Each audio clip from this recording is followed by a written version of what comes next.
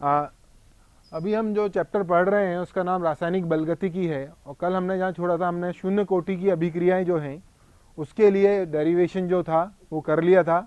प्रथम कोटि की अभिक्रिया है उसके लिए वेग व्यंजक हमने निकाल लिया था, उनके लिए जो ग्राफ प्लॉट होते हैं वो ग्राफ प्लॉट कर लिए थे।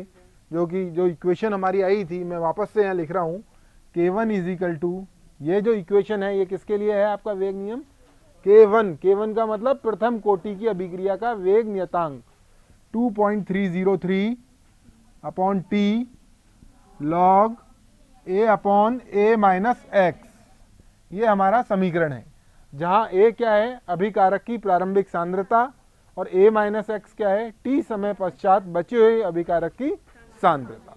ठीक, हाँ। ये अब इसके आपने देखा था हमने कल अर्धायु की भी बात करी थी, अर्धायु की एक परिभाषा हमने लिखी थी और शून्य कोटि की अभिक्रिया के लिए हमने उस अर्धायु का मान आपको निकाल के बताया था। अब हम अर्धायु प्रथम कोटि की अभिक्रिया के लिए अर्धायु किस प्रकार से ज्ञात करेंगे, उसका मान क्या होगा वो हम देखते हैं।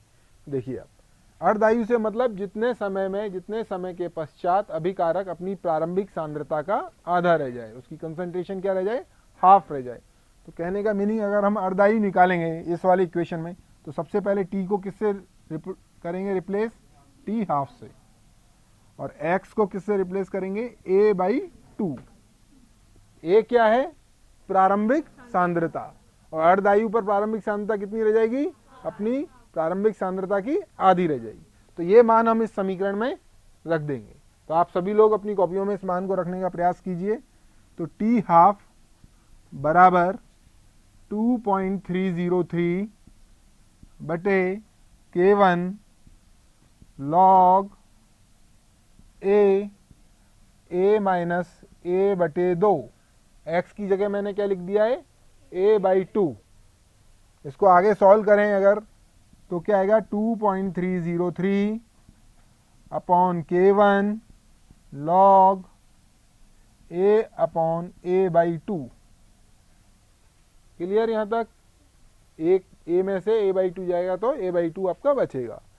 इसके उपरांत 2.303 अपॉन K1 लॉग a से a कैंसिल हो जाएगा और 2 क्या आ गया 2.303 बाई K1 log 2, और log 2 की वैल्यू होती है 0.3010। आप लॉग टेबल आपको जो एग्जाम में मिलेगी उसकी सहायता से आप log 2 की वैल्यू देख सकते हैं। किसकी वैल्यू, log 2 की।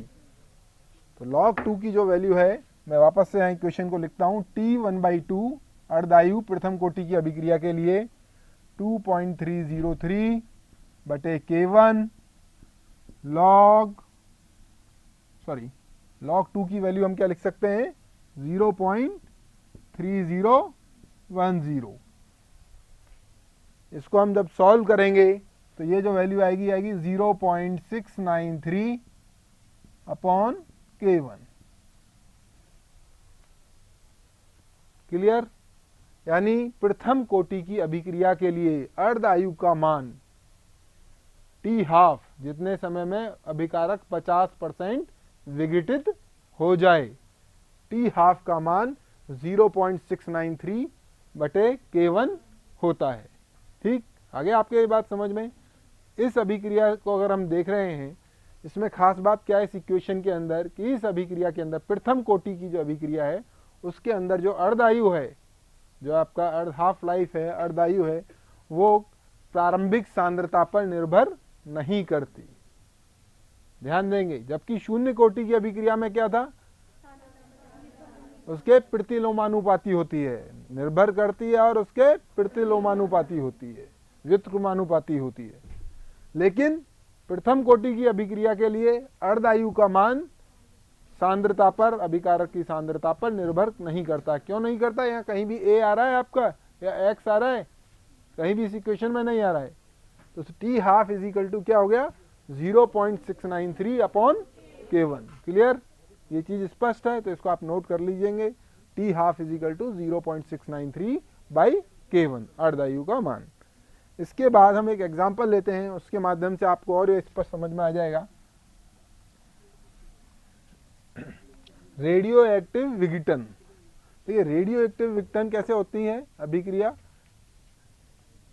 कोई अस्थाई भारी नाभिक है, कैसा, कोई अस्थाई भारी नाभिक है और वो अपने हल्के परमाणुओं के अंदर क्या हो जाएगा, विघटित होता रहता है जब तक कि वो एक स्थायी तत्व नहीं प्राप्त कर लेता है। ठीक, तो ये जो अभिक्रियाएं होती हैं रेडियो एक्टिव विघटन, ये भी कैसी होती हैं, प्रथम कोटि की अभिक्रियाएं होती हैं। अगर एग्जाम में आप पूछ ले वो कि प्रथम कोटि की अभिक्रिया का उदाहरण बताइए तो रेडियो एक्टिव विघटन आप बता सकते हैं। उदाहरण के लिए हम लेते हैं इसको, एक मान लीजिए एक नाभिक है ए, वो विघटित होके प्रोडक्ट वही तरीका है हमारा, at time T is equal to 0 पर, time T is equal to 0 यानी अभिक्रिया के प्रारंभ में इसकी सांद्रता है n0 और इसकी जो रिप्रेजेंट किया है एट टाइम टी, टी पर, समय टी पर, समय टी पर इसकी एन टी।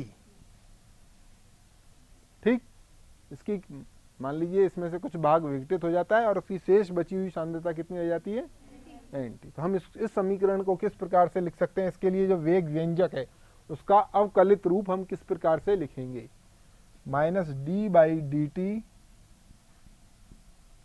N T. ठीक है,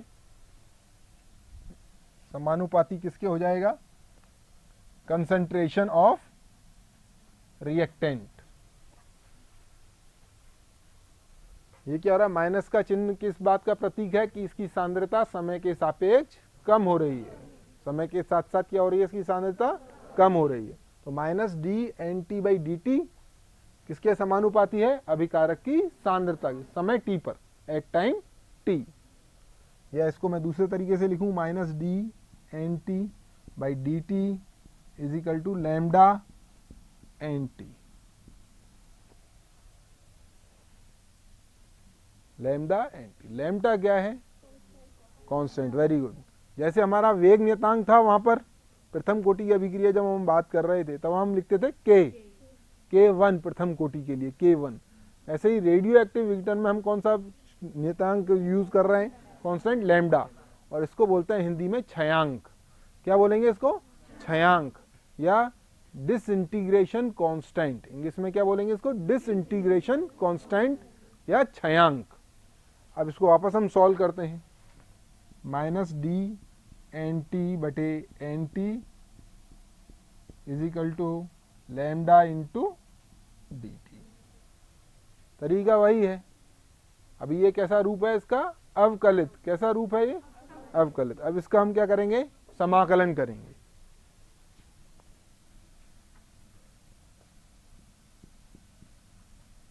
इसका समाकलन कर रहे हैं, समाकलन का चिन्ह लगाएंगे, माइनस डी एन टी बटे N T lambda D T. समाकलन करने के बाद जो हमारे पास प्राप्त होगी समीकरण वो ये है।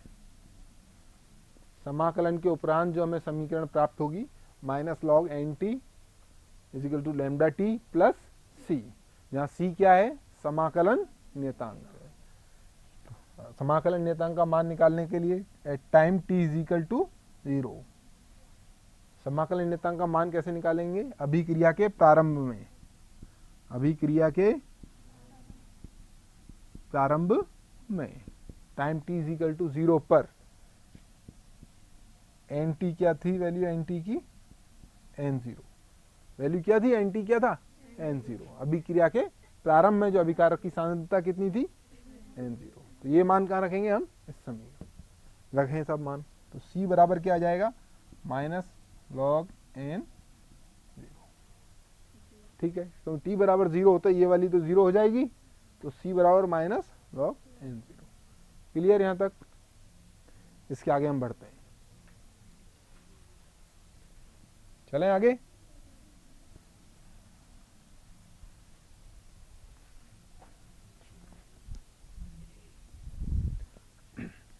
ये वैल्यू आप रख दीजिए इस समीकरण में, minus log N T is equal to lambda t c की जगह minus l n log N 0। Rearrange करने पर, इनको आपस से व्यवस्थित करने पर क्या लिख सकते हैं हम इसको, lambda T is equal to log, ठीक है, एन 0 बटे एन टी। ठीक है, कोई दिक्कत?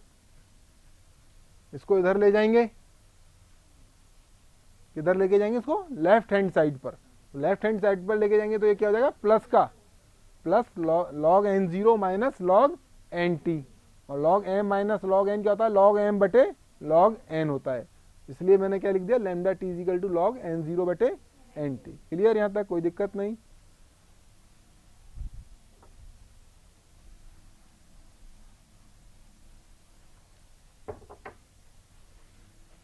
या lambda T is equal to, इसको हम दूसरे तरीके से लिख सकते हैं, lambda is equal to 2.303 natural log लेने पर टी लॉग एन 0 बटे एन टी। ठीक है, ये हमारी फाइनल इक्वेशन है। ये क्या है, हमारी फाइनल इक्वेशन। ठीक, अब इस समीकरण की तुलना, ये जो समीकरण है इसकी तुलना हम प्रथम कोटि की जो अभिक्रिया है, जो हमने उसके लिए जो वेग नियम से जो वेग व्यंजक प्राप्त किया है उससे कर लेते हैं। तो वो इक्वेशन क्या थी, K1 बराबर 2.303 बटे T log a upon a minus x. ये हमारी समीकरण थी वो। अर्थात जो आपका छायांक है, डिसइंटीग्रेशन कांस्टेंट है, जो विघटन की दर बता रहा है, जो कि अभिक्रिया के ताप और अभिकारकों की प्रकृति पर निर्भर करता है। के किस पर निर्भर करता है, एक तो टेम्परेचर पर और अभिकारकों की प्रकृति पर। ठीक है, तो लैम्डा और K1 एक आप उनकी तुलना कर सकते हैं, ठीक, सेम नेचर के हैं। ठीक है, ये आपने देख लिया सारी चीजें। अब बात आई अर्धायु की। किसकी बात आई, अर्धायु की। इसके लिए तो हम निकाल चुके हैं अर्धायु। ठीक, यहां मैं लिख देता हूं,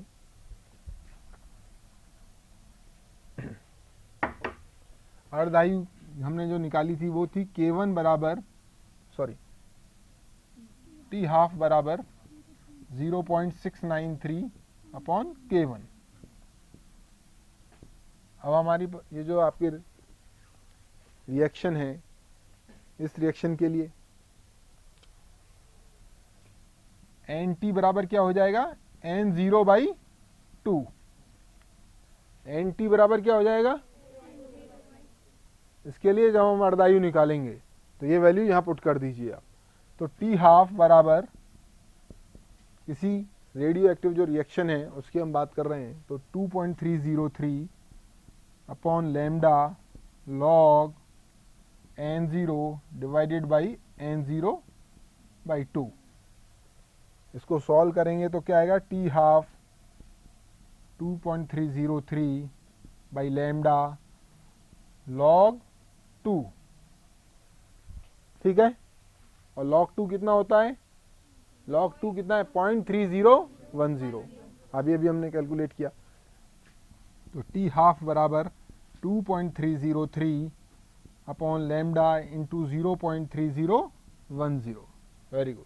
और फाइनल हमारी जो वैल्यू आ जाएगी, मैं यहाँ लिख देता हूँ, जगह स्पेस नहीं है, जो हमारी फाइनल जो वैल्यू आ जाएगी वो क्या आएगी, टी हाफ बराबर 0.693 अपॉन लैम्डा। तो आपकी कोई रेडियो एक्टिव जो रिएक्शंस हैं, रेडियो एक्टिव जो विघटन है, उसके लिए आपका ये वैल्यू आ गई, अर्धायु का मान हमने निकाल लिया। ठीक है, तो आप एग्जाम में किसी भी तरीके से पूछा जा सकता है कि प्रथम कोटि की अभिक्रिया के लिए अर्धायु का मान ज्ञात कीजिए। डिपेंड करता है, मान लीजिए 2 नंबर का क्वेश्चन है तो आप क्या करेंगे, डायरेक्ट उस व्यंजक का मान रखेंगे, K1 is equal to 2.303 upon t log a upon a minus x.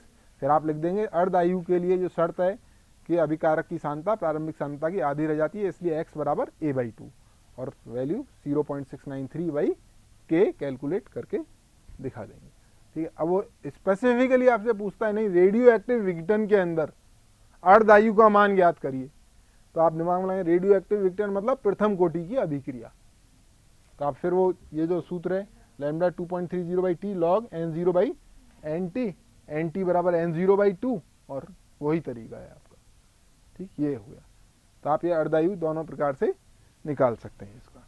तो ये आपकी अर्धायु आ गई। अब इस पर बेस्ड एक दो न्यूमेरिकल्स हैं, उनको अपन देख लेते हैं जल्दी से, क्योंकि समय अपने पास कम है और इसी टॉपिक से रिलेटेड है। तो ये तो आप सभी लोगों ने नोट कर लिया।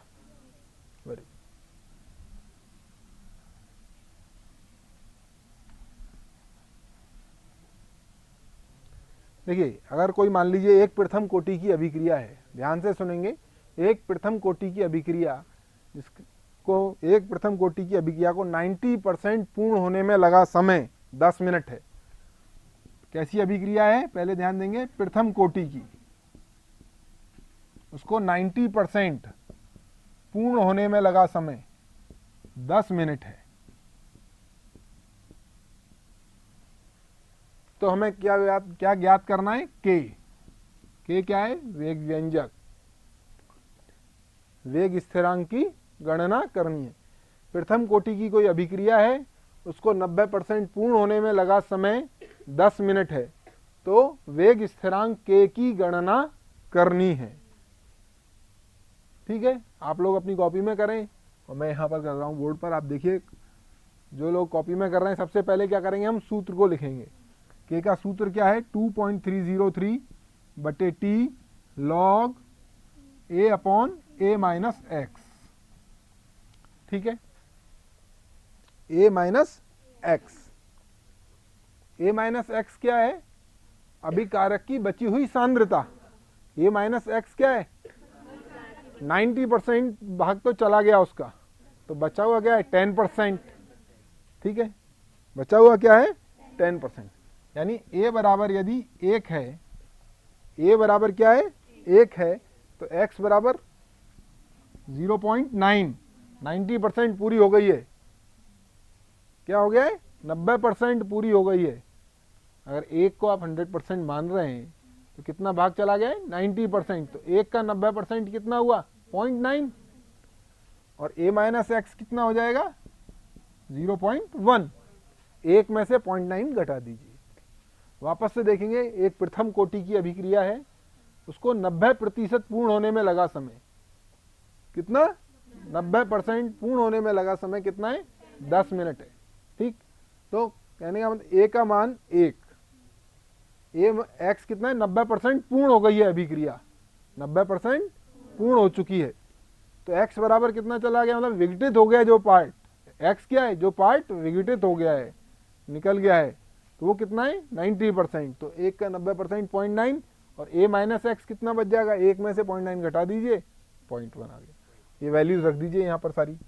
2.303, टी का मान 10 मिनट है, लॉग ए की वैल्यू 1 और इसकी वैल्यू 0.1।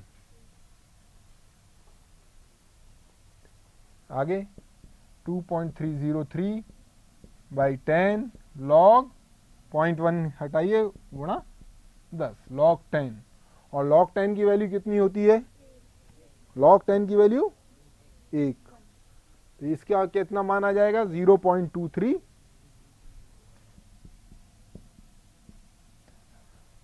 मात्रक क्या होगा, प्रथम कोटि की अभिक्रिया, मिनट इनवर्स, समय इनवर्स। तो समय यहाँ क्या है, मिनट के अंदर है, 10 मिनट लगा है, तो मिनट इनवर्स। मात्रक जरूर लिखिए। ठीक, आ गई बात समझ में। वापस से एक बार मैं तीसरी बार रिपीट कर रहा हूं, एक बार जो लोग नहीं समझ पाए फिर ध्यान दे लें। एक प्रथम कोटि की अभिक्रिया है, तो प्रथम कोटि की अभिक्रिया के लिए सूत्र क्या है, यह है वेग व्यंजक का जो सूत्र है, वेग स्थिरांक का जो सूत्र है, के बराबर 2.303 by t log a upon a minus x, ये सूत्र है। ये सबसे पहले हमें ये लिखना है दिमाग में। फिर हमें जो दिया है कि भाई अभिक्रिया 90% पूर्ण हो गई है, तो देखिए ए ये प्रोडक्ट बना है, ये इस तरीके से होता है। टाइम t = 0 पर अभिक्रिया के प्रारंभ में सांद्रता कितनी है, a, और उस वक्त कुछ भी नहीं बना है, इसलिए इसको शून्य।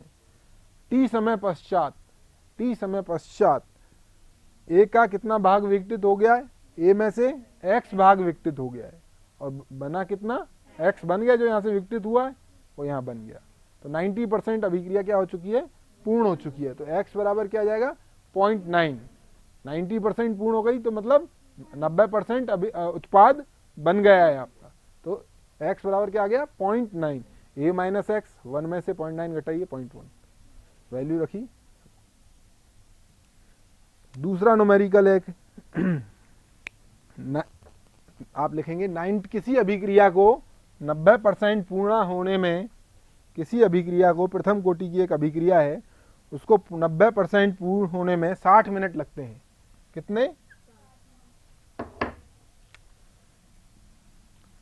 एक प्रथम कोटि की अभिक्रिया 90% पूर्ण होने में उसको 60 मिनट लगते हैं। तो 50% पूर्ण होने में लगा समय ज्ञात करना है।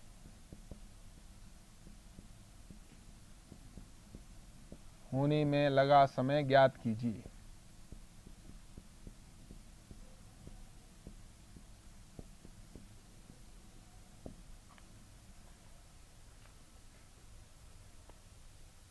ठीक, क्वेश्चन समझ में आ गया? वापस से एक बार रिपीट कर रहा हूं, जो समझ नहीं पाए सुन लीजिए ध्यान से। एक अभिक्रिया है प्रथम कोटि की, उसको 90% पूर्ण होने में समय लग रहा है 60 मिनट। तो क्वेश्चन आपसे जो पूछा जा रहा है वो है कि ये अभिक्रिया को 50% पूरा होने में समय कितना लगेगा। तो वापस से वही सूत्र हमारा 90% का तो अभी भी मैंने आपको बताया है, 90% वाली चीज मैंने आपको अभी अभी बताई है। तो 2.303 बाई टी कितना है 60 मिनट्स, लॉग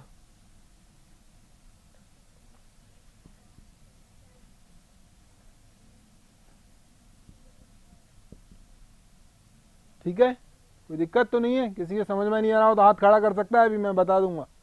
पीछे से कोई समझ में नहीं आ रहा हो तो हाथ उठा दीजिए, वापस से बता दूं कैसे लिखा। ये इसके लिए 90% पूर्ण होने में, जो अभी पिछले न्यूमेरिकल किया है उसी के आधार पर, के बराबर 2.303 बटे 60 लॉग 1 बटे। ठीक, तो ये वही चीज आ जाएगी हमारी जो अभी अभी हमने किया है, 2.303 बटे 60 आ जाएगा ये, क्योंकि ये कितना हो जाएगा log 10 हो जाएगा, और log 10 की वैल्यू क्या होती है 1 होती है।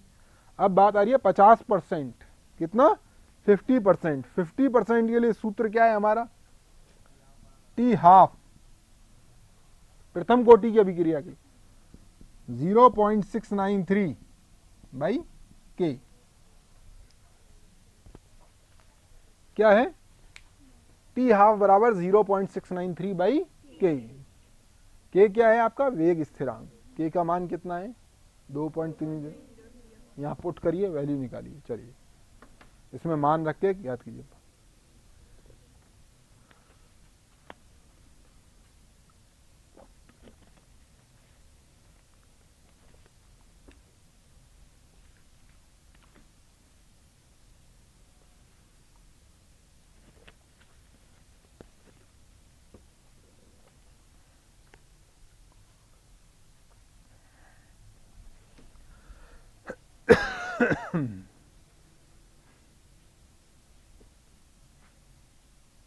रखिए वैल्यूज।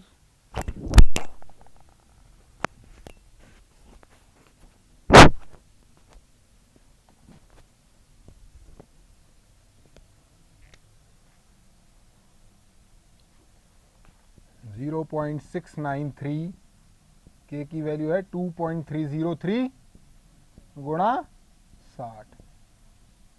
इसको सॉल्व करिए और आंसर आपको ज्ञात हो जाएगा। ठीक, निकाल लीजिएगा, कोई दिक्कत। एक लास्ट न्यूमेरिकल इसी के ऊपर है कि एक रेडियोधर्मी पदार्थ, ये तो हो गया क्लियर। के का मान रख देंगे हम, के का मान यहाँ रख दिया, जो आंसर आएगा किसमें आ जाएगा, मिनट के अंदर आपका आंसर आ जाएगा 0.693 बाई 2.303 इंटू 60। इसको सॉल्व कर लीजिए और मिनट में। अब नेक्स्ट जो न्यूमेरिकल है अगला प्रकार का, कि एक रेडियोधर्मी पदार्थ के 3/4 विघटन होने में 2 घंटे लगते हैं। क्या न्यूमेरिकल है आपका, एक रेडियोधर्मी पदार्थ है,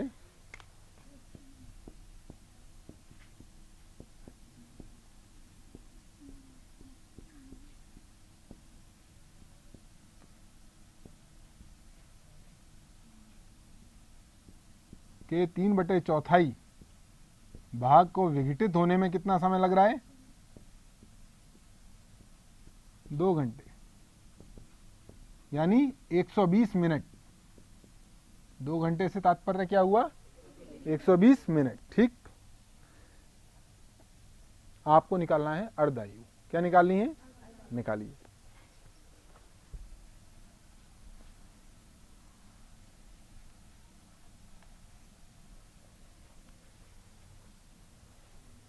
एक रेडियोधर्मी पदार्थ है, 3/4 भाग होने में, विघटित होने में कितना समय लग रहा है? 120 मिनट लग रहे हैं, 2 घंटे लग रहे हैं। आपको अर्धायु ज्ञात करनी है। सूत्र हमारा वही है जो आपको पता है, लैम्डा इज इक्वल टू क्या होता है? 2.303 बाई टी लॉग ए बटे ए माइनस एक्स।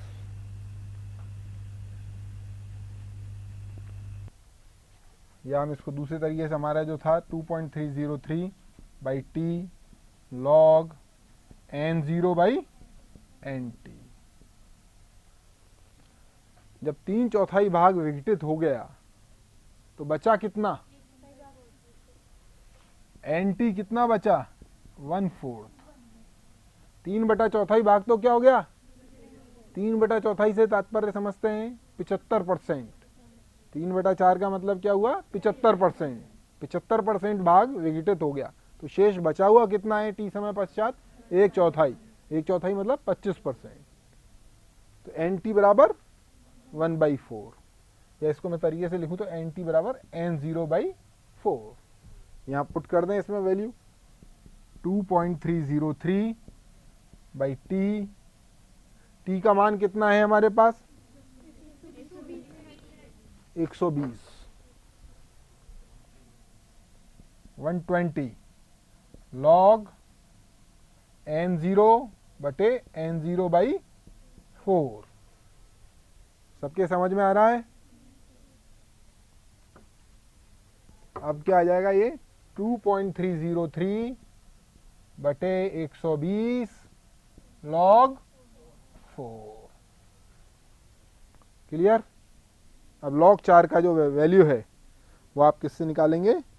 लॉग टेबल से 0.6020 वैल्यू होती है। कितनी होती है? 2.303 इंटू बटे 120 इंटू 0.6020। ये किसका मान है? लैम्डा का। नहीं, आपको एग्जाम में लॉग टेबल मिलती है, ध्यान दें। एग्जाम में लॉग टेबल आप मांगेंगे तो आपको लॉग टेबल मिलेगी। ऐसे लॉग 2 है 0.30, अगर 3-4 बार करेंगे तो 3-4 तक तो आपको याद हो जाएंगे। लॉग 10 है 1 होता है, लॉग 100 है 2 होता है। ये तो बड़ी जनरल वैल्यूज़ हैं।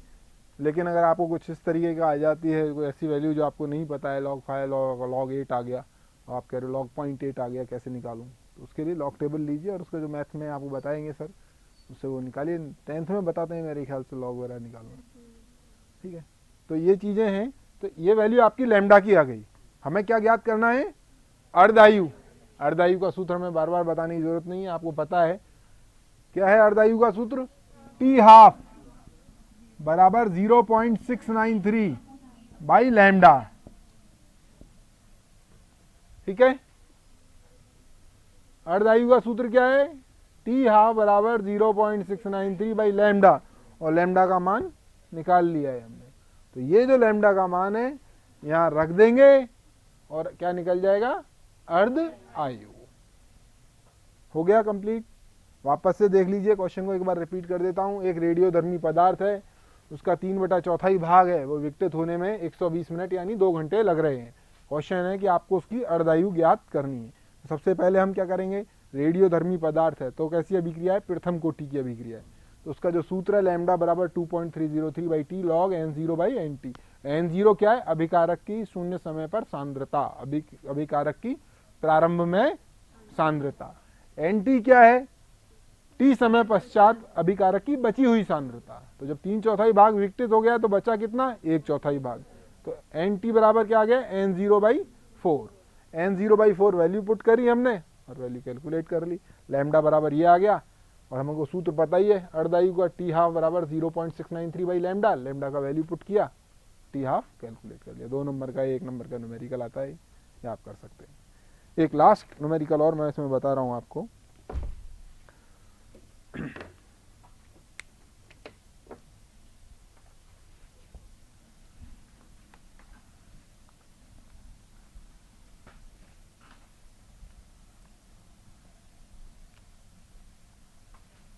देखिए मैंने जो न्यूमेरिकल्स आपको यहाँ बताए हैं इसी पर बेस जो भी आपके बुक्स में या जिस रेफरेंस बुक्स में जो आप पढ़ रहे हैं अपने, उनमें जो है उनको करने की कोशिश करना। आप ऐसे नहीं कि एक बता दिया इसके आधार पर दो तीन करेंगे तो आपको एक प्रैक्टिस हो जाएगी। देखिए एक अभिक्रिया मान लीजिए इस प्रकार की अभिक्रिया है 2a + 2b,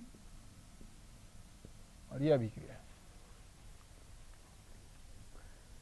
2a + 2b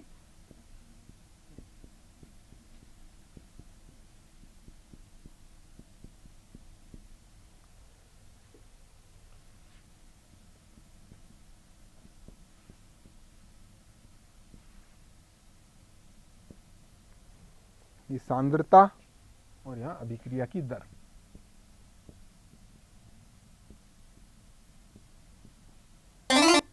ठीक है, तो देखिए हमको जो ज्ञात करना है, एक अभिक्रिया आपको दी है कि इस तरीके की अभिक्रिया हो रही है 2a + 2b। आपको इस अभिक्रिया के लिए, ये जो अभिक्रिया है इसके लिए प्रयोग के आंकड़े में यहाँ लिख रहा हूँ, तो उसके लिए प्रयोग द्वारा निर्धारित वेग समीकरण लिखनी है। क्या लिखना है? वेग समीकरण। ठीक है, तो रेट लॉ वाली जो इक्वेशन है वो लिखनी है किसके द्वारा? प्रयोग द्वारा निर्धारित। ये थियोरेटिकली लिख दिया है यहाँ पर, और आपको इसके यहाँ पर ये इक्वेशन का वैल्यू निकालना है। तो देखिए जो वैल्यूज हैं 0.01, 0.02, 0.02। बी की जो वैल्यूज हैं 0.01, 0.01, 0.03। ये प्रयोग पहला जब प्रयोग किया तब हमने अभिकारक की सांद्रता ली 0.01 मोल प्रति लीटर और बी की ली 0.01 मोल प्रति लीटर। इससे जो अभिक्रिया की जो दर है हमें प्रयोग में प्राप्त हुई वो हुई 0.05। अभिक्रिया की जो दर है वो क्या प्राप्त हुई? 0.05, 005। दूसरे प्रयोग में 0.020 और तीसरे प्रयोग में 0.060। ये तीन प्रयोग हमने किए। पहले प्रयोग में अभिकारक ए की सांद्रता 0.01 ली, दूसरे में इसी प्रयोग में बी की सांद्रता 0.01, अभिक्रिया की दर ये प्राप्त हुई। दूसरा प्रयोग किया जब इसकी सांद्रता 0.0 थी, फिर बी की 0.01, तब अभिक्रिया की दर ये आई। तीसरा प्रयोग किया उसके अंदर ए की सांद्रता ये ली, बी की 0.03, और फाइनल अभिक्रिया की जो दर है वो ये आई। तो अब हमको क्या लिखना है? प्रयोग द्वारा निर्धारित वेग समीकरण क्या होगा। अगर आप इस समीकरण को देखते हो और इसके आधार पर एक वो अंदाज लगाओगे रफ, तो क्या होगा? 4, a + b + c बराबर 4, 2 + 2। लेकिन वो सही नहीं है। मैंने बार बार आपको बताया किसी अभिक्रिया की कोटि क्या होती है? प्रयोग द्वारा निर्धारित वेग समीकरण में घातांकों का योग, लेकिन वो प्रयोग द्वारा निर्धारित होनी चाहिए, थियोरेटिकल नहीं। तो अब हम इसको सॉल्व करेंगे। देखिए मैं इस बोर्ड पर इसको सॉल्व करूंगा, तो ये जो डेटाज हैं इन डेटाज की आपको ज़रूरत रहेगी इसलिए। तो देखिए मान लीजिए अभिक्रिया की जो दर है, ब्रैकेट में लिख देता हूँ रेट, अभिक्रिया की जो दर है उसकी जो इक्वेशन है वो है आपकी k a की घात p और b की घात q। जो हम गैस कर रहे हैं कि ये होगी, हम एक अपना अनुमान लगा रहे हैं कि ये अभिक्रिया की दर होगी। ठीक है, अभिक्रिया की प्रारंभिक दर, अभिक्रिया की प्रारंभ में एट टाइम t = 0 पर, टाइम t = 0 पर। तो रेट या ब्रैकेट में मैंने क्या नोटेशन जो लगाया है, संकेत जिसका प्रयोग किया वो 0, मतलब अभिक्रिया के प्रारंभ में प्रारंभिक जो दर है आपकी।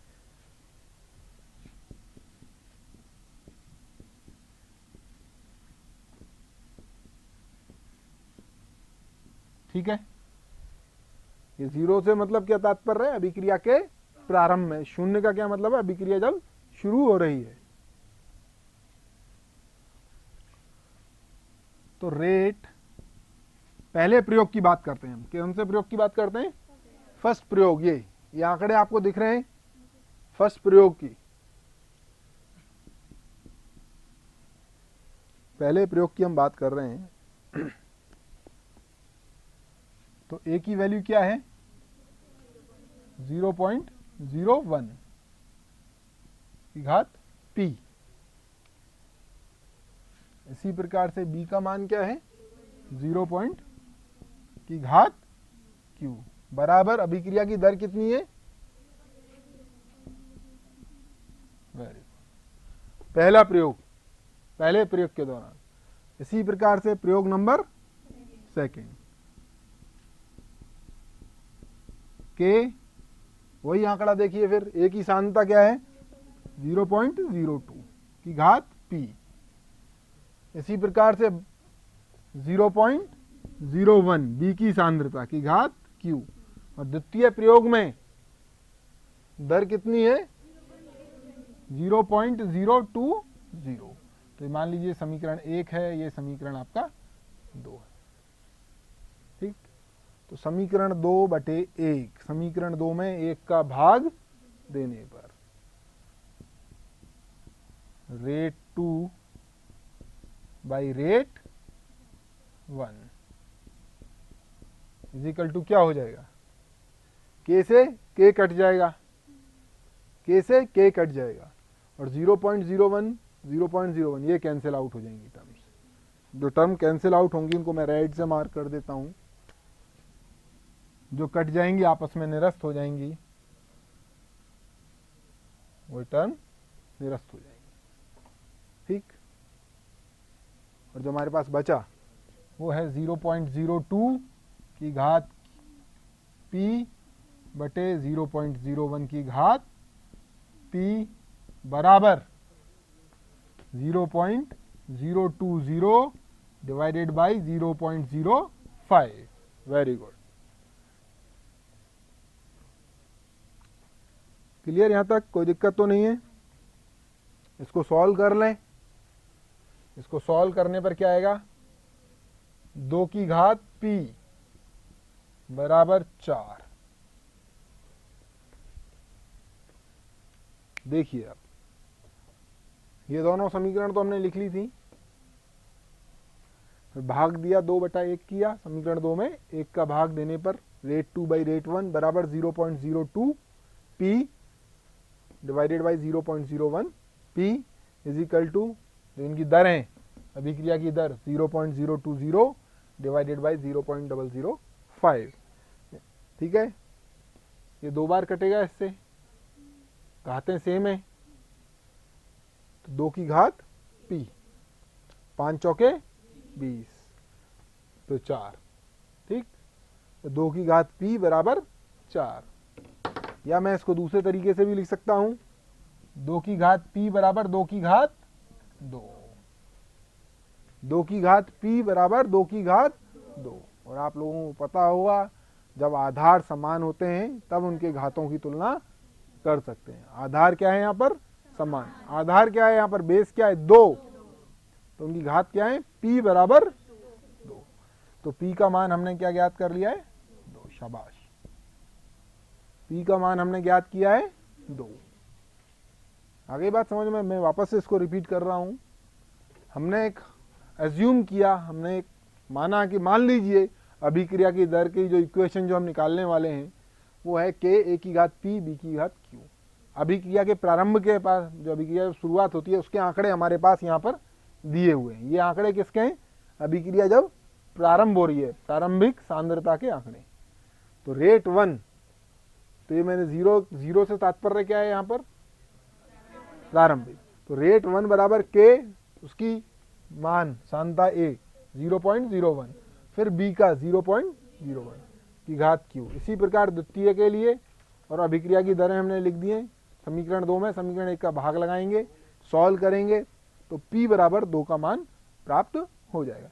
इसी प्रकार से अब आप करिए समीकरण अभिक्रिया नंबर 2, प्रयोग नंबर 2 और प्रयोग नंबर 3 की तुलना। कौन से आपके आंकड़ों की तुलना करेंगे? सांद्रता के प्रयोग नंबर 2 और प्रयोग नंबर 3 की तुलना करेंगे। करिए आप, जिससे अब इसको फाइनल है ये लास्ट। इसके बाद अपने को करना है टक्कर सिद्धांत, संघट्ट सिद्धांत करना है और आर्हेनियस थ्योरी करनी है। जल्दी करें, समय बहुत कम है।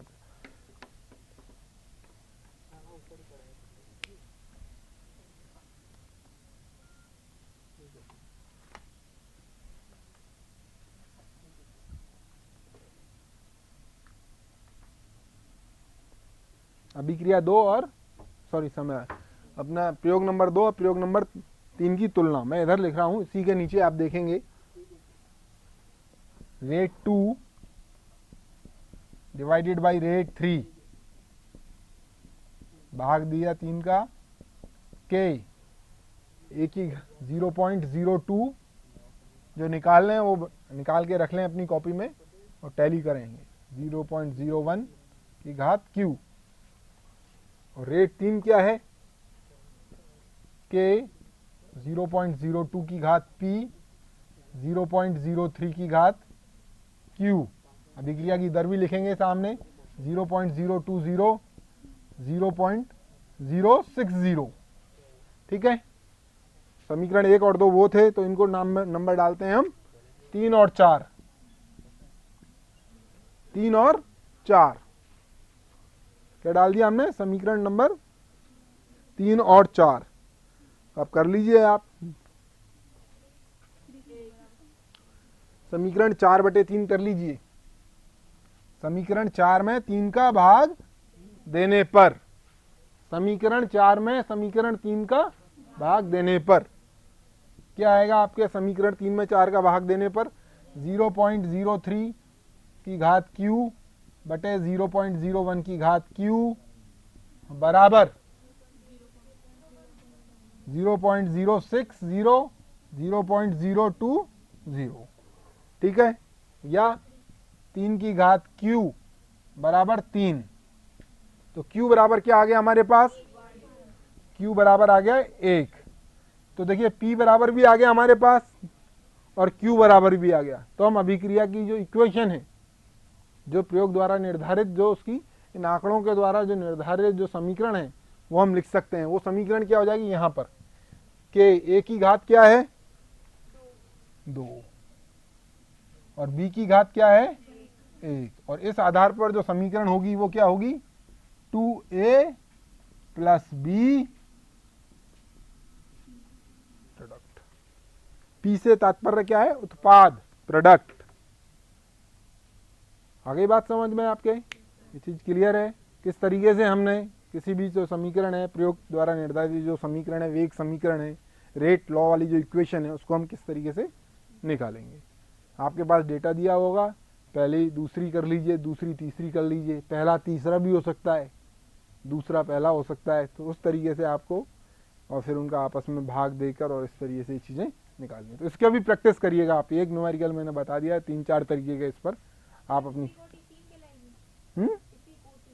कोटि क्या हुई 3 हुई इसकी ऑर्डर ऑफ द रिएक्शन 3 हुई। बिल्कुल शाबाश भाई 2 + 1 3। तो ये आपका न्यूमेरिकल हो गया। तो न्यूमेरिकल वाला पार्ट ऑलमोस्ट कंप्लीट हो गया आपका।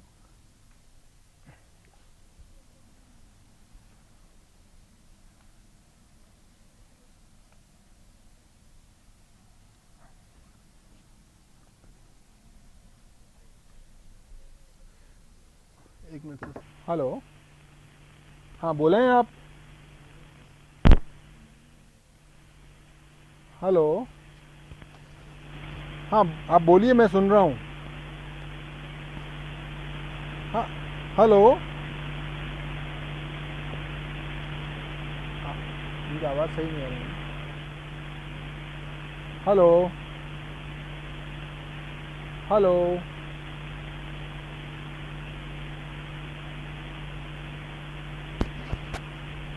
हेलो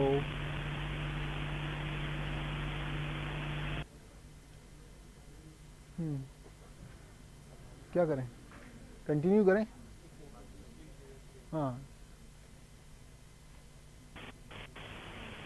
देखिए अभी हम बात करेंगे संघट्ट सिद्धांत की। हेलो हेलो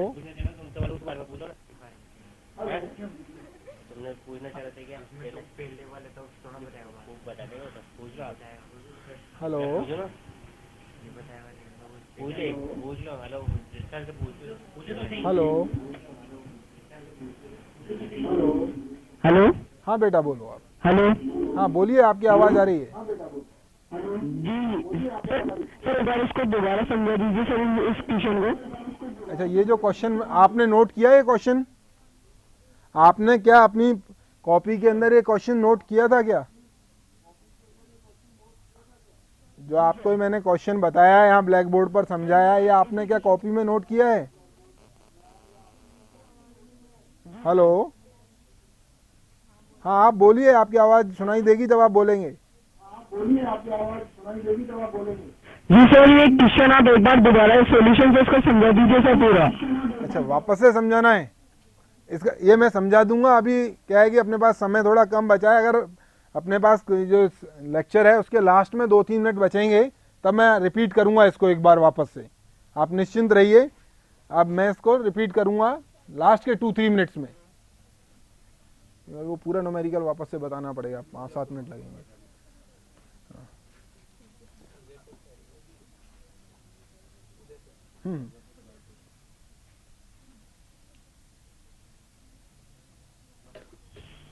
हेलो, हेलो हाँ बोलो बेटा। Hello hello sir. हाँ बोलो बोलो। सर लॉग की वैल्यू कैसे निकालते हैं? क्या कह रहे हैं? अच्छा, लॉग की वैल्यू देखिए बेटा, ऐसा है, लॉग की जो वैल्यू है आप लॉग टेबल के माध्यम से ज्ञात करेंगे। आपको परीक्षा के अंदर लॉग टेबल दी जाएगी और उस लॉग टेबल में अलग अलग log 2, log 3, log 4, log 5 वो सारी वैल्यूज आपको दी गई हुई होती हैं। एक तो आप वो तरीका है, और दूसरा अगर आप जब न्यूमेरिकल करेंगे, सामान्यतः जो अगर सरल न्यूमेरिकल आता है तो log 10 आप 1 होता है, log 100 2 होता है, log 2 की वैल्यू 0.3010 होती है। ये आपको गणित के जो सर हैं वो बताएंगे कि लॉग की टेबल के अंदर आप किस तरीके से वैल्यूज को देखकर निकालेंगे। चलिए जी सर, थैंक यू। आप ऐसा करिए, जो लॉग की अगर आपको देखिए लॉग की वैल्यूज के अंदर अगर दिक्कत आ रही है तो 10वीं क्लास की ट्रिग्नोमेट्री की किताब आती है, त्रिकोणमिति की किताब आती है, उसके माध्यम से आप उसको समझने का प्रयास कीजिए। नहीं तो मैथ्स के जो सर आते हैं, एक बार आप अलग अलग लॉग कैसे निकालते हैं, क्योंकि अपना क्या केमिस्ट्री का है, अपने को जो समय मिला है वो केमिस्ट्री के लिए है, और लॉग के अलग अलग अगर आपको वैल्यूज चेक करनी है तो उसमें लॉग टेबल है, लॉग वैल्यूज क्या है, एंटी लॉग कैसे निकालते हैं, तो वो सारा 10-15 मिनट लगते हैं उसके अंदर। आप एक बार गणित के सर आएंगे, उनसे रिक्वेस्ट कर लीजिएगा, वो आपको इसको बता देंगे अलग से, अगर लॉग की टेबल आपको दिक्कत आती है तो। ठीक है, तो अब हम आगे बढ़ते हैं। देखिए अब बात करते हैं हमने प्रथम कोटि की स्लाइड्स लगा दी क्या? पहले करें हाँ, और उससे पहले, हाँ इससे पहले, इससे, हाँ इससे भी पहले। ठीक है ठीक है ठीक, ये क्या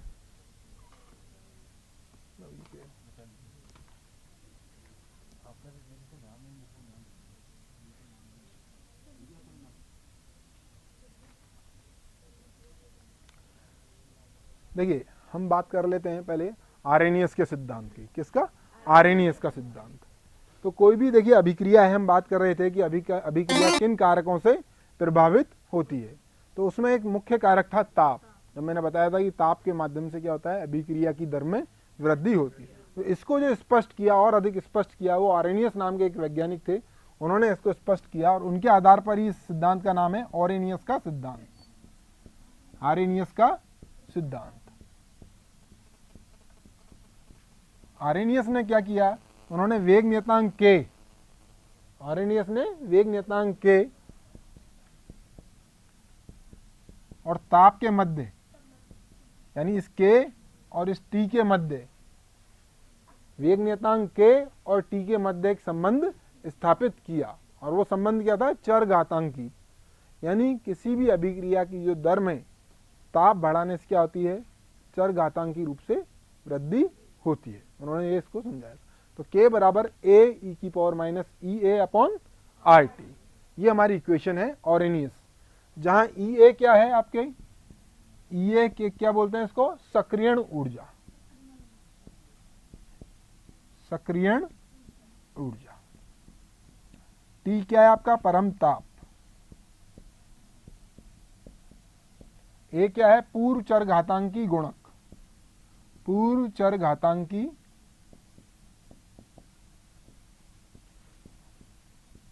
गुणांक।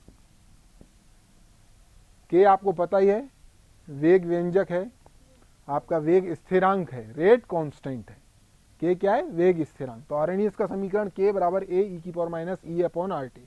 एग्जाम में अगर पूछा जाता है कि आर्रेनियस का समीकरण समझाइए तो आप बताएंगे आर्रेनियस ने जो आपका वेग स्थिरांक था उसकी ताप पर निर्भरता समझाई और उसको हम निम्न समीकरण के माध्यम से स्पष्ट कर सकते हैं। तो k बराबर a e की power minus E upon R T, ये इक्वेशन आप लिख देंगे पहली चीज। अब इसका गणितीय रूप आप जल्दी से देख लीजिए, फिर इसके बाद में हम इसके सिद्धांत हैं जो अभिग्रहित हैं, इसके जो इसने कल्पना करी थी उन अभिग्रहितों की, उनकी चर्चा करेंगे। तो देखिए k बराबर ये हमारी इक्वेशन है, इसका लॉग लेने पर, क्या लेने पर, लॉग लेने पर, तो लॉग k बराबर log a minus E A upon R T, दोनों तरफ से लॉग लेंगे इस समीकरण का, दोनों तरफ से क्या लेंगे, लॉग। तो लॉग k बराबर log a minus E A upon R T, clear. या इस समीकरण को मैं दूसरे तरीके से भी लिख सकता हूं, लॉग k बराबर माइनस ई ए upon R T plus, clear, कोई दिक्कत यहां तक।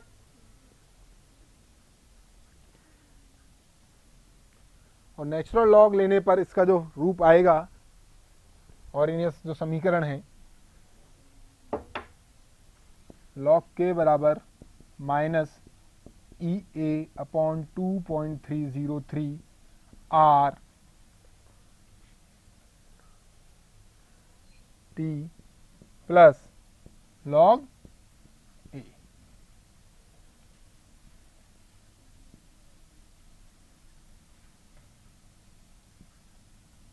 ये हमारी फाइनल इक्वेशन हमें मिल गई।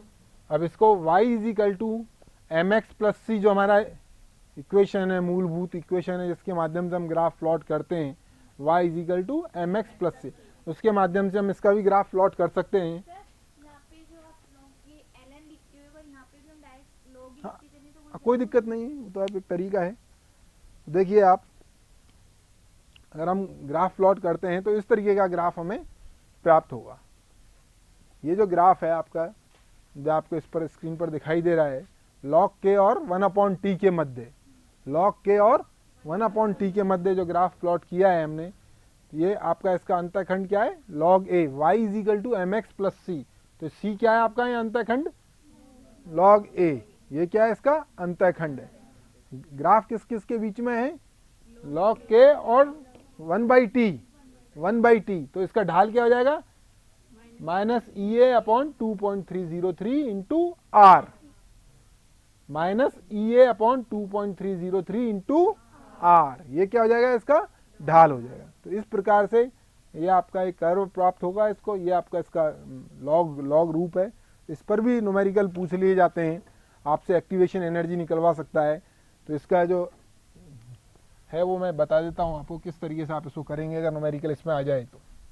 देखिए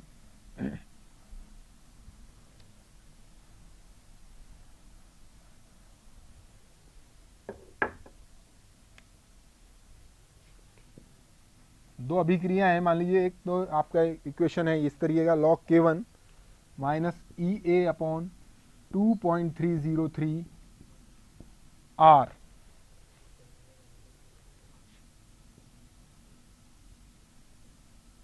T1, ठीक है, पहली समीकरण यह है।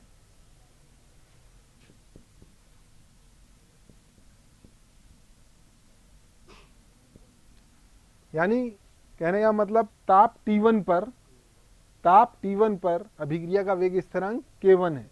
तो वो जो इक्वेशन आएगी आर्रेनियस की क्या होगी, लॉग K1 बराबर minus E upon 2.303 are T1 plus log ए।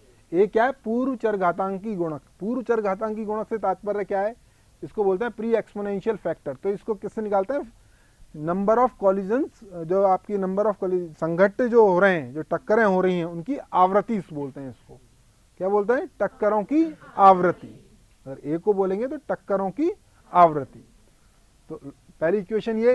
अब टेम्परेचर T2 पर क्या इक्वेशन होगी, उस वक्त आपका टेम्परेचर T2 पर वेग नियतांक परिवर्तित हो जाएगा, जैसे ताप बदला वेग नियतांक बदल गया, minus E A upon 2.303 R T2 plus log A. समीकरण नंबर 2, समीकरण नंबर 1। समीकरण नंबर 2 में से समीकरण 1 को घटा दीजिए, तो log K2 minus log K1 ये समीकरण है माइनस ई ए upon 2.303 R T two plus E ए अपॉन 2.303 आर टी वन। ये दोनों तो कैंसिल हो जाएंगे हटाने पर, या इसको मैं लिख सकता हूं कॉमन ले लें अगर ई ए अपॉन 2.303 आर कॉमन आ गया, ब्रैकेट में क्या बचेगा 1 upon T one minus 1 upon T two, 1 upon T one minus 1 upon T two. और इसको सरल रूप से करें तो ई ए upon 2.303 R T two minus T one into T two, ये फाइनल रूप। तो इस पर न्यूमेरिकल कैसे पूछा जाएगा, इस पर आपको परम ताप की वैल्यू दे देंगे। किसकी वैल्यू दे देंगे, या ताप की देंगे, तो उसको केल्विन में चेंज करने के लिए कितना ऐड करते हैं हम 273, 27 डिग्री सेंटीग्रेड ताप दे रखा है, तो आप उसको परम ताप में कैसे बदलेंगे 273 उसमें जोड़ देंगे 300 हो जाएगा। ठीक है, तो ये ध्यान रखिएगा केल्विन में है, टेम्परेचर टी की वैल्यू किसमें है केल्विन के अंदर। आपको टेम्परेचर की वैल्यू वो देगा, वेग नियतांकों के मान देगा कि ताप 27 डिग्री सेंटीग्रेड पर वेग नियतांक का मान इतना है और 50 डिग्री सेंटीग्रेड पर वेग नियतांक का मान इतना है। दोनों मान आपको दे रखे हैं, K2 दे रखा है, K1 दे रखा है आपको, और दोनों टेम्परेचर दे दिए T1 और T2 का मान भी आपको दे दिया है। किसका मान दे दिया है T1 और T2, ये भी वैल्यूज आपको पता है T1 और T2। R की वैल्यू आपको पता है 8.314 जूल केल्विन इनवर्स। R क्या है, गैस स्थिरांक जिसको हम बोलते हैं 8.314। ठीक, तो हमको निकालना क्या है EA क्या है सक्रियण ऊर्जा, हम निकाल सकते हैं जब हमें सारी वैल्यूज पता है, केवल जो निकालना है वो निकालना है हमें EA, तो सक्रियण ऊर्जा हम आसानी से ज्ञात कर सकते हैं। यानी अलग अलग तापों पर, ताप T1 पर K1 का मान आपको दे रखा है, ताप T2 पर K2 का मान भी आपको दे रखा है, R का मान आपको पता है 8.314 है। सारी वैल्यूज पुट करिए, लॉग टेबल का प्रयोग करें अगर ज़रूरत है तो, और एक्टिवेशन एनर्जी EA का किलो कैलोरी या कैलोरी में मान ज्ञात कर लीजिए। इसका एक न्यूमेरिकल आप अपनी किताब के अंदर से देख के करेंगे, ये आपका होमवर्क है कि आप इसका जो न्यूमेरिकल है वो अपनी बुक है आपका सॉल्व अनसॉल्व जैसा भी है वो करेंगे जाकर, क्योंकि तभी ये आप कर पाएंगे। ठीक, अब बात करते हैं हम आरएनए जो समीकरण है उसके अभिग्रहित की। हाँ चलो करो आप, लो क्वेरी लो, वो कहेंगे टॉपिक भी काफ़ी रह गया है।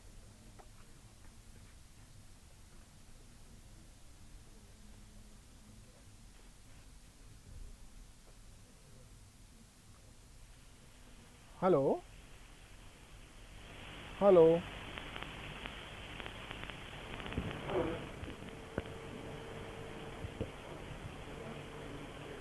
सर।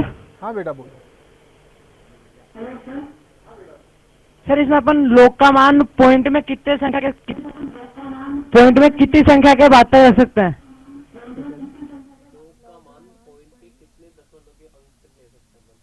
लॉग का मान कितने दशमलव तक लेंगे, पॉइंट के बाद में कितनी संख्या तक रख सकते हैं?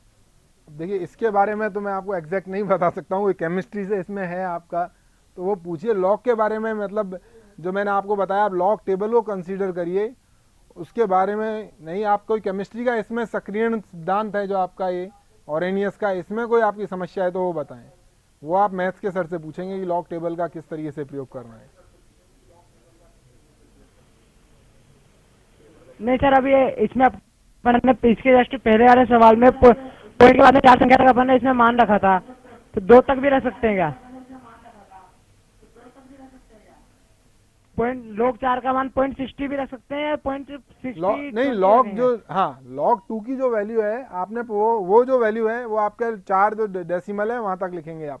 0.3010 जो हमारी वैल्यू थी, लॉग 2 की जो वैल्यू थी वो आप पूरा 4 अंकों में जो वैल्यू थी वो यूज करेंगे। 0.3010 जो उसकी एक्यूरेसी है आपकी रिजल्ट की, उस पर डिपेंड करेगी।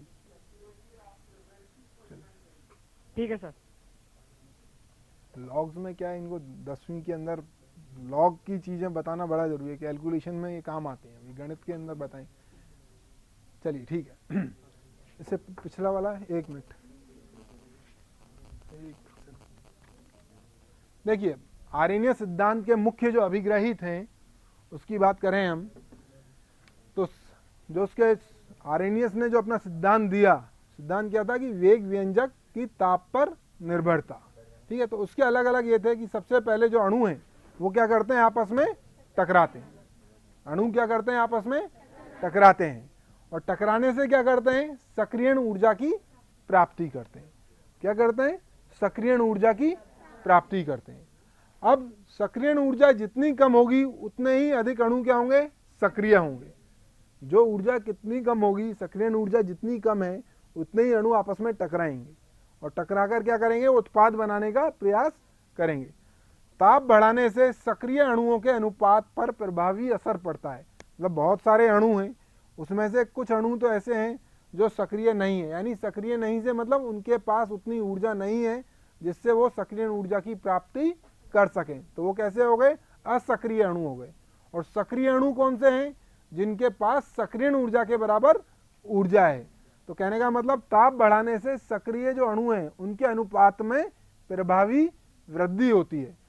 सामान्य अणुओं तथा सक्रिय अणुओं के मध्य एक साम्य स्थापित हो जाता है, यानी एक इक्विलिब्रियम सक्रिय अणु और आपके जो सामान्य अणु, यानी सामान्य अणु जिनके पास ऊर्जा कम है, उनके मध्य क्या होता है, इक्विलिब्रियम सेटअप हो जाता है। जब सक्रिय अणु आपस में टक्कर करते हैं तब क्या होता है, तब उच्च ऊर्जा युक्त स्पीशीज बनाते हैं वो, यानी जिसकी एनर्जी बहुत अधिक है, ठीक है। और जो जिसकी जो उच्च ऊर्जा युक्त स्पीशीज है वो बाद में किसमें चेंज हो जाती है, उत्पाद में परिवर्तित हो जाती है। एवं अभिक्रिया का जो वेग है, उसका जो वेग किस पर डिपेंड करेगा, जो उच्च ऊर्जा युक्त स्पीशीज बनी उस पर डिपेंड करेगा, ठीक है। तो अभी एक जल्दी से 5 मिनट का एक वीडियो है वो देख लेते हैं और फिर इसको वापस बढ़ाऊंगा मैं, ठीक। दिखाइए सर, वीडियो लगाएंगे, तो म्यूट कर देना वॉल्यूम। आप देखिएगा, उसको समझने का प्रयास कीजिएगा। वो इस आर्यनियस सिद्धांत और संघट्ट सिद्धांत दोनों का मिला जुला रूप वो वीडियो है, ये वाला है। देखिए ये जो वीडियो है इसके अंदर हम देखेंगे कि 2 मॉलिक्यूल्स हैं, एक है A2 और एक है B2। वो आपस में टक्कर करते हैं। टक्कर का मतलब टक्कर सिद्धांत के माध्यम से उसको हम समझने की कोशिश करेंगे। तो टक्कर करने के लिए पहली आवश्यकता कि वो किस प्रकार से टक्कर करें आपस में, यानी एक चीज होती है ओरिएंटेशन, अभिविन्यास। टक्कर होने का कैसे, एक टक्कर ऐसे हो, एक टक्कर इस तरीके से हो। ध्यान देंगे आप, 2 मॉलिक्यूल्स हैं, एक तो आमने सामने की टक्कर हो रही है, एक इस तरीके से टक्कर हो रही है। ये जो आपका है इसके अंदर मेन जो चीज है कॉलिजन थ्योरी, यानी संघट्ट सिद्धांत को समझाया गया है। तो मैं आपको साथ साथ बताता भी चलूंगा। ये देखिए आप, A2 और B2 के भी मध्य अभिक्रिया हो रही है। किस किस के मध्य अभिक्रिया हो रही है, A2 और B2 के मध्य। यहां आप देखेंगे ये है A2 और ये B2, तो क्या प्रोडक्ट बन रहा है, AB और AB। प्रोडक्ट क्या बन रहा है, AB और AB, अर्थात A और A के मध्य बंध टूटेगा और B और B के मध्य बंध टूटेगा, और बंध टूटने के बाद क्या बनेगा, AB और AB। लेकिन वो टूटेगा कब, जब A2 और B2 आपस में क्या करेंगे, कॉलिजन करेंगे, यानी टक्करें करेंगे। क्या करेंगे, टक्कर करेंगे। तो किसी भी अभिक्रिया के होने के लिए उनमें आपस में क्या होना चाहिए, टक्करें होनी चाहिए। क्या होना चाहिए, टक्करें, उनमें कॉलिजन, संघट्ट होना चाहिए। लेकिन ध्यान देने की बात यह है कि जो सभी टक्करें प्रभावी नहीं होती हैं। टक्करें तो हो रही हैं, जैसे मैंने आपको बताया कि एक टक्कर इस तरीके से, तो ये क्या ये टक्कर प्रभावी है, ये प्रभावी नहीं है। प्रभावी कौन सी टक्करें होंगी, जिनसे कि आपको उत्पाद की प्राप्ति हो। खाली ऐसे टक्कर हो गए और केवल ऊर्जा की हानि हुई और उत्पाद की प्राप्ति नहीं हुई, तो उससे कोई फायदा नहीं है। तो आपको क्या होना चाहिए, उत्पाद की प्राप्ति होनी चाहिए, वही टक्करें प्रभावी होती हैं।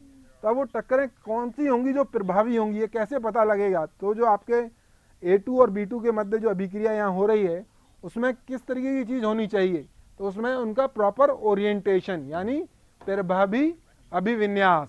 इस तरीके से टक्कर फायदेमंद नहीं है, ये वाली टक्कर फायदेमंद नहीं है, प्रभावी नहीं है। ये टक्कर, ये जो टक्कर होगी ये टक्कर प्रभावी होगी। जैसा कि आप इसमें देखेंगे एक तरीका ये A2 और ये B2, क्या इससे प्रोडक्ट बनेगा?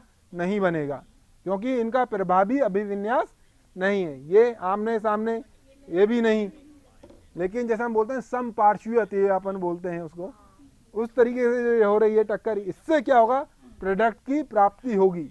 तो यानी संगत सिद्धांत कहता है जो सबसे बड़ी जो जरूरी चीज है वो है आपका प्रॉपर ओरिएंटेशन, यानी प्रभावी अभिविन्यास।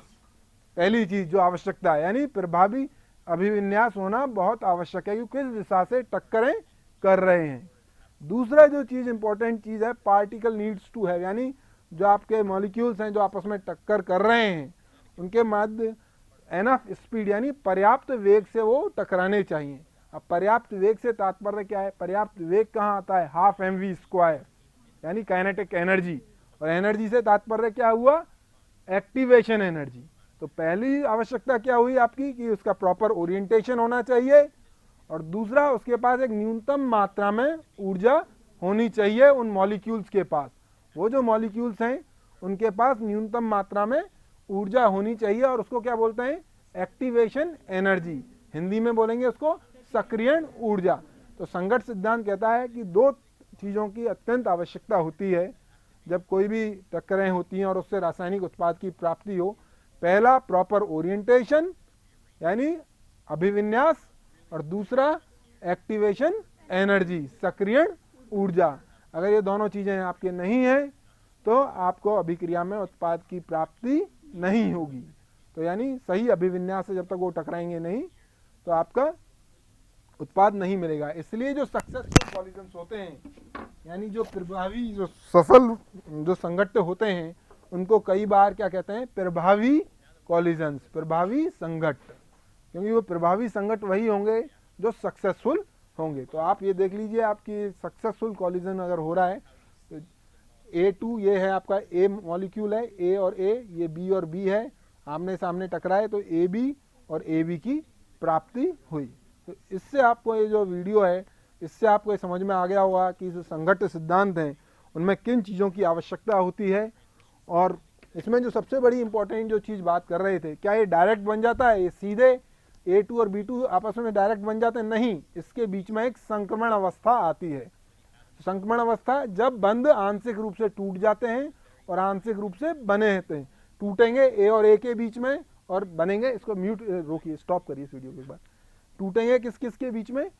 A और A के बीच में जो बंध है वो आंशिक रूप से टूटेगा, और B और B के बीच में जो बंध है वो भी आंशिक रूप से टूटेगा। और बनेगा कैसे? AB और AB के बीच में आंशिक रूप से बंध बनेगा। तो ये जो अवस्था होती है, इस अवस्था को हम बोलते हैं संक्रमण अवस्था। क्या, कौन सी अवस्था बोलते हैं? संक्रमण। और इसकी जो ऊर्जा है, ये ध्यान रखेंगे, संक्रमण जो अवस्था है इसकी ऊर्जा अन्य अवस्थाओं की तुलना में अत्यधिक होती है। तो सर्वाधिक एनर्जी इसके पास होती है, हाई एनर्जी होती है। तो आपको पता होना चाहिए कोई भी सिस्टम जिसके पास हाई एनर्जी है वो क्या होगा? अनस्टेबल होगा। क्या होगा? अनस्टेबल होगा, अस्थायी होगा। तो ये क्या है? अस्थायी है। ये जो अवस्था है ट्रांजिशन स्टेट, या इसको हम कई बार बोलते हैं सक्रिय संकुल भी बोलते हैं। क्या बोलते हैं? सक्रिय संकुल या ट्रांजिशन स्टेट, संक्रमण अवस्था। तो ये क्या है? उच्च ऊर्जा वाली होती है, इसलिए अस्थायी होती है, कुछ सेकंडों के लिए ही इसका अस्तित्व होता है। और उसके उपरांत ये जो अवस्था है किसमें बदल जाती है? प्रोडक्ट्स में, उत्पाद में बदल जाती है। तो आपको अभी अच्छे से ध्यान हो गया होगा कि संघट्ट सिद्धांत है उसमें जो सबसे जरूरी चीज है प्रभावी अभिविन्यास, दूसरा सक्रियण ऊर्जा। लेकिन उसमें महत्वपूर्ण भूमिका संक्रमण अवस्था की होती है, जो कि उच्च ऊर्जा वाली एक अवस्था होती है, अस्थायी अवस्था होती है। और उच्च ऊर्जा वाली ये जो अवस्था है, इससे किसमें चेंज हो रहा है? आपका उत्पाद प्राप्त हो रहा है। तो चालू कर दें। तो ये हमारा मतलब सारी जो चीज़ है इसको एक्टिवेटेड कॉम्प्लेक्स भी कहते हैं, जैसे मैंने आपको बताया, सक्रिय संकुल भी कहते हैं। तो ये कॉलिजन थ्योरी से रिलेटेड आपको समझाने का प्रयास था, और आशा है कि आपको इसमें जो कॉलिजन थ्योरी की जो संघट्ट सिद्धांत है ये समझ में आ गया होगा। ये संघट्ट सिद्धांत क्या है, इसको कई बार जिसमें बंद कर दें। तो जो संघट्ट सिद्धांत है इसमें जो ये प्रभावी अभिविन्यास वाली जो बात कही मैंने, तो इसको क्या बाद में जोड़ा गया था, तो इसलिए इसको कई बार, जिसमें अभिविन्यास वाली जो बात है, कई बार इसको संशोधित संघट्ट सिद्धांत भी कह देते हैं। क्या कह देते हैं? संशोधित संघट्ट सिद्धांत भी कह देते हैं, क्योंकि पहला जो सिद्धांत था वो कहता था आपस में टक्करें हो रही हैं सीधे, और टक्करों से क्या हो रहा है, वो सक्रिय ऊर्जा की प्राप्ति कर रहे हैं, और सक्रिय ऊर्जा के माध्यम से किसमें बदल रहे हैं, प्रोडक्ट उत्पाद के अंदर बदल रहे हैं। आ रही है बात समझ में आपकी? तो ये जो चीजें थी पहले, लेकिन बाद में वैज्ञानिकों ने कहा कि नहीं, ये ऐसा नहीं है, सिर्फ टक्करें ही नहीं, टक्करों के लिए भी आवश्यकता ये है कि उनके मध्य संपार्श्विक से मत संपार्श्विक जो वहाँ का है, लेकिन उनके बीच में आपका प्रभावी ओरिएंटेशन यानी जो अभिविन्यास है सही प्रकार से टकराएं। वो ऐसे ही है जैसे कोई दो गाड़ियां हैं वो आपस में टकरा रही हैं, साइड से टकराएंगे तो कोई हानि नहीं होगी, और जो सामने कॉलिजन होगा तो वो मैक्सिमम कैजुअलिटी, उसमें मैक्सिमम हानि होगी। तो अगर उस एक्सीडेंट के पॉइंट ऑफ व्यू से हानि किसमें सबसे ज़्यादा होगी, तो आमने सामने की जो टक्कर है उसमें हानि होने की संभावना सर्वाधिक। तो उसी प्रकार से हमारे प्रोडक्ट बनने की संभावना, मॉलिक्यूल्स किस तरीके से आपस में इंटरेक्ट करें, किस प्रकार से आपस में टकराएं, इसी को हम क्या कहते हैं, अभिविन्यास कहते हैं। आपस में उनका टकराने का तरीका, किस तरीके से वो एक दूसरे को अप्रोच कर रहे हैं, एक दूसरे की तरफ किस प्रकार से बढ़ रहे हैं। तो ये जो तरीका है इसमें ये चीज़ इंपॉर्टेंट है। तो आपका ये संघट्ट सिद्धांत हो गया, और इन ये समीकरण हो गई। आपके सक्रियण ऊर्जा का एक जो ग्राफ है वो मैं आपको समझा देता हूँ।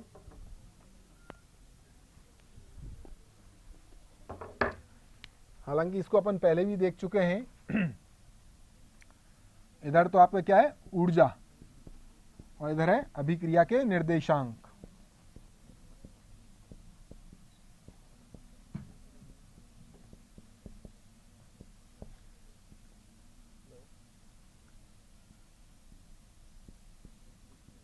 तो ये जो है, ये चोटी जो मैंने बताई थी, ये जो है इसको बोलते हैं एक्टिवेशन एनर्जी। और यहां पर किसका निर्माण होता है, ट्रांजिशन स्टेट। टीएस का मतलब ट्रांजिशन स्टेट या संक्रमण अवस्था। किसका निर्माण हो रहा है यहाँ पर, संक्रमण अवस्था। इसकी ऊर्जा सर्वाधिक है, आपको दिख रहे हैं यहाँ पर सर्वाधिक ऊर्जा है, इधर ऊर्जा है, सर्वाधिक ऊर्जा अस्थायी होता है। और फिर ये क्या होता है, यहाँ से टूट के वापस किसमें बदल जाता है, ये आपका अभिकारक है, ये क्या है आपका अभिकारक, और ये क्या है आपका उत्पाद। ठीक, इसके अंदर ये चीजें होती हैं। इसके अतिरिक्त मैं आपको एक एग्जांपल और बता देता हूं।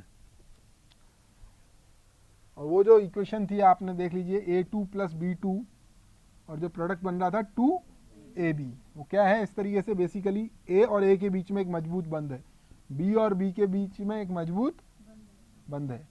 अब ये क्या हो रहा है, ये जो बंध है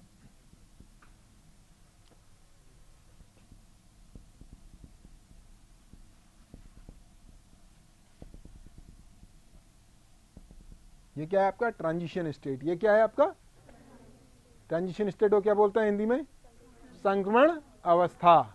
ये आपकी क्या है, संक्रमण अवस्था। अब संक्रमण अवस्था में ए और ए के बीच में बंध आंशिक रूप से टूट गए हैं, बी और बी के बीच में आंशिक रूप से टूट गए हैं, लेकिन ए और बी के मध्य आंशिक रूप से जुड़ गए। और फाइनल जो प्रोडक्ट है वो है 2,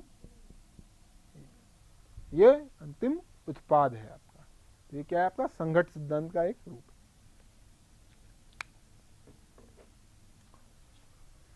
देखिए केमिस्ट्री के अंदर क्या है कि जैसे रेट ऑफ द रिएक्शन हमने केमिकल काइनेटिक्स पढ़ा, इसमें कोई भी अभिक्रिया है वो कई पदों में होती है, कोई अभिक्रिया है वो कई पदों में संपन्न होती है, लेकिन कौन सा पद उस अभिक्रिया का मतलब उसको ऑर्डर को डिफाइन करेगा, उस अभिक्रिया की कोटि को बताएगा, वो जो है वो है आपका जो न्यूनतम दर से स्लो रिएक्शन यानी मंद गति से होने वाला पद। तो एक उदाहरण मैं यहाँ ले रहा हूँ, K2H2O8 पोटेशियम पर सल्फेट और आयोडीन KI के मध्य अभिक्रिया है।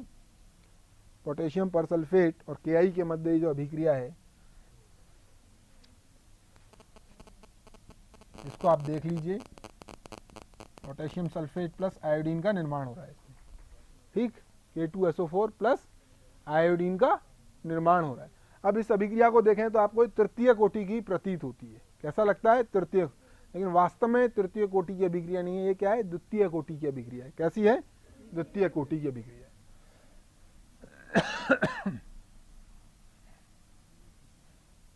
किस प्रकार की अभिक्रिया है? द्वितीय कोटि की अभिक्रिया है। अब किस प्रकार से है देखिए आप यहाँ पर H2O8, ये है बेसिकली SO4 माइनस, पहला पद। दूसरा पद SO4 minus plus iodide ion, ये बनाएगा सिंपल आयोडीन परमाणु ट्वाइस माइनस। और तीसरा पद I plus I I2।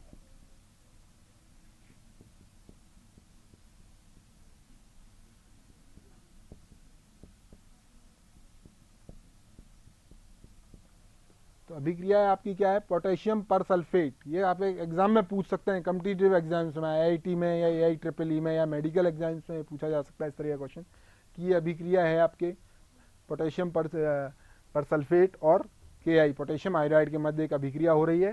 Product ये है आपका पोटेशियम सल्फेट प्लस आयोडीन। तो आपको बताना है कि ये अभिक्रिया किस कोटि की है और क्यों है।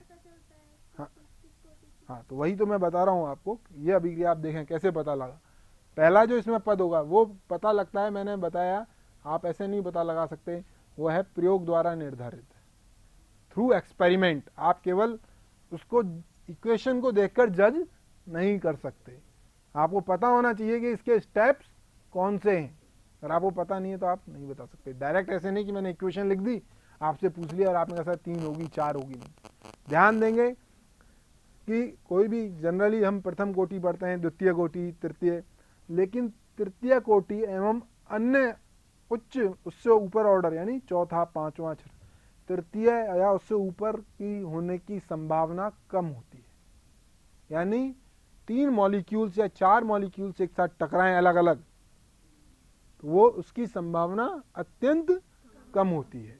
ठीक है, तो सामान्यतः अधिकतर अभिक्रियाएं क्या होती हैं? प्रथम, द्वितीय या तृतीय कोटि की ही होती हैं, उनकी संभावनाएं कम होती हैं। क्यों? स्टेरिक हिंड्रेंस एक वर्ड होता है, उसको बोलेंगे हिंदी के अंदर।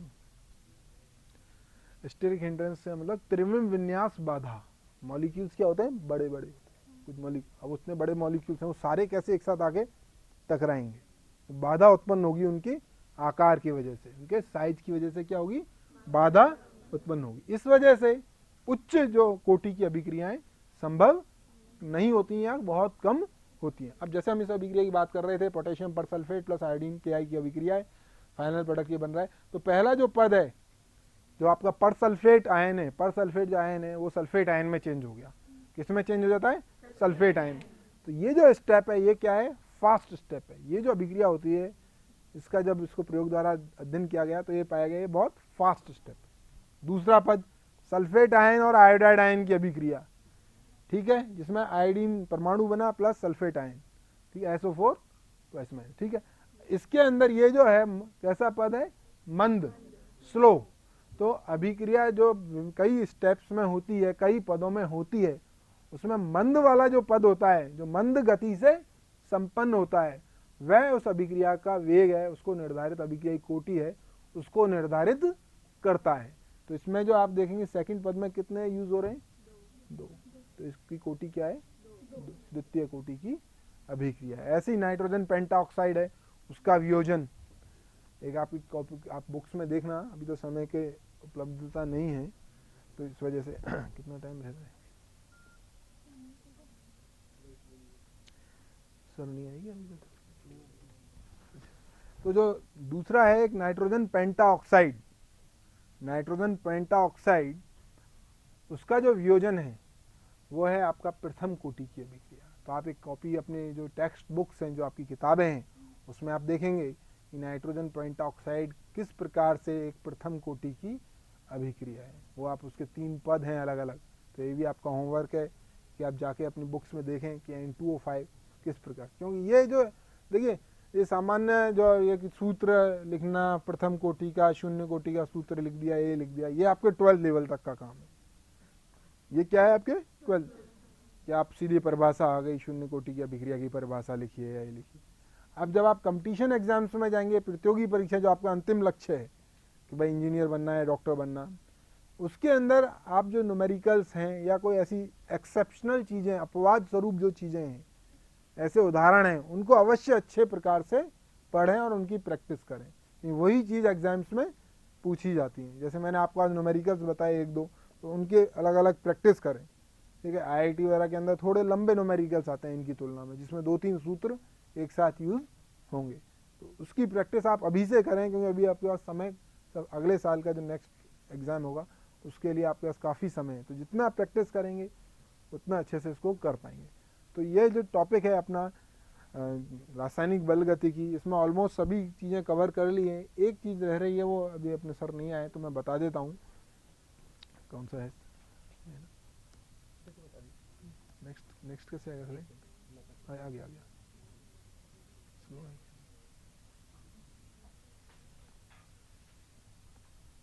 देखिए, एक तो यह है कि जो अभिक्रिया की जो कोटि है, ये क्या है? एक प्रायोगिक राशि है। कैसी है?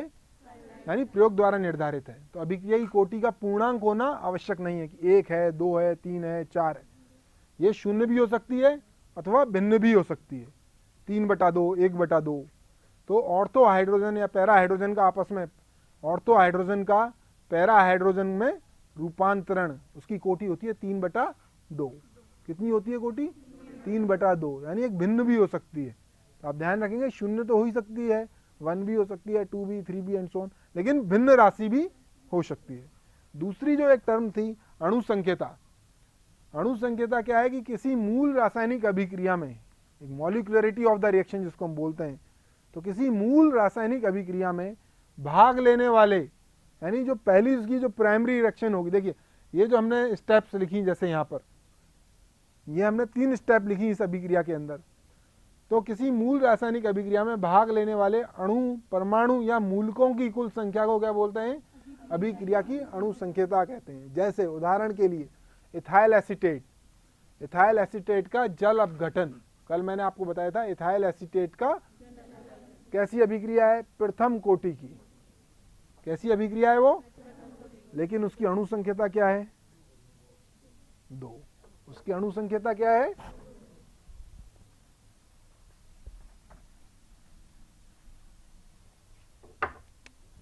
CH3 COO C2H5 plus H2O CH3 COOH plus C2H5 OH। ठीक है, कोटि तो इसकी एक थी, कारण क्योंकि H2O अधिक सांद्रता में उपस्थित है, इसलिए उसका कोई फर्क रेट लॉ पर नहीं पड़ता है। लेकिन एक मॉलिक्यूल इसका है और एक 1 + 1 2। तो ये अणु संकेता क्या है? बेसिकली एक सैद्धांतिक वो है कंसेप्ट, सैद्धांतिक। और वो क्या है? कोटि क्या है? एक प्रायोगिक कंसेप्ट है। वो एक प्रायोगिक तथ्य है, ये एक सैद्धांतिक तथ्य है। हमारी बात समझ? तो आप किसी अभिक्रिया को देखकर, उसकी जो रिएक्शन है, उसकी इक्वेशन, उसको देखकर अणु संकेता का तो अंदाजा लगा सकते हैं, लेकिन कोटि का नहीं। कोटि का तो प्रयोग द्वारा, प्रयोग एक्सपेरिमेंटल, आपको या तो खुद ने आपने पढ़ा होगा कि ये रिएक्शन इस प्रकार से, इसमें इतने स्टेप्स हैं, जैसे मैंने लिखा है अभी पोटेशियम पर सल्फेट वाली जो रिएक्शन लिखी है, इससे आपने समझ लिया है। अगर आपको कोई जैसे नाइट्रोजन पेंटाऑक्साइड का मैंने आपको बताया कि कैसा प्रथम कोटि की अभिक्रिया है, तो उसमें आप जब पढ़ेंगे किताब के अंदर, आप देखेंगे उसमें 3 अलग अलग स्टेप्स हैं। तो 3 जो अलग अलग पद हैं वो आपको पता होने चाहिए। उन 3 पदों में जो मंद गति से हो रहा है वो उस अभिक्रिया की कोटि को निर्धारित करेगा। तो आप देखिएगा उसमें एक ही मॉलिक्यूल यूज हो रहा है, केवल एक मॉलिक्यूल, तो इसलिए वो क्या है आपका? कौन सा है? प्रथम कोटि का है। तो इस प्रकार जो ये चैप्टर है, हाँ मंद पद तो एक ही होगा। जिस